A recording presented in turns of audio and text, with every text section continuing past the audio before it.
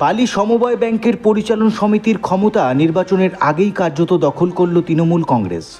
সোমবার মনোনয়ন জমা দেওয়ার ফর্ম তোলার শেষ দিন ছিল।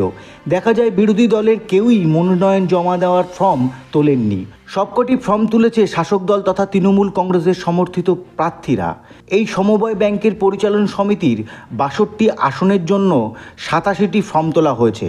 এর মধ্যে কেউই বিরোধী দলের নেই। এই খবর এলাকায় চাউর হতেই বালি সমবায় ব্যাংক চত্বরে জড়ো হয়ে আনন্দে মেতে ওঠেন তৃণমূল কংগ্রেসের কর্মীরা। সবুজ আবির মেখে পরস্পরকে মিষ্টিমুখ করতে থাকেন তৃণমূলের কর্মী সমর্থকেরা। মাটি মানুষের জয়। সমস্ত বাংলার সমস্ত প্রান্তেও কোঅপারেটিভ নির্বাচন হোক বা সাধারণ নির্বাচন হোক, মানুষরা মমতা বন্দ্যোপাধ্যায়ের উপর আস্থা রেখে সমস্ত নির্বাচনকে আমাদের আশীর্বাদ দিচ্ছেন এবং আমরা জিতছি।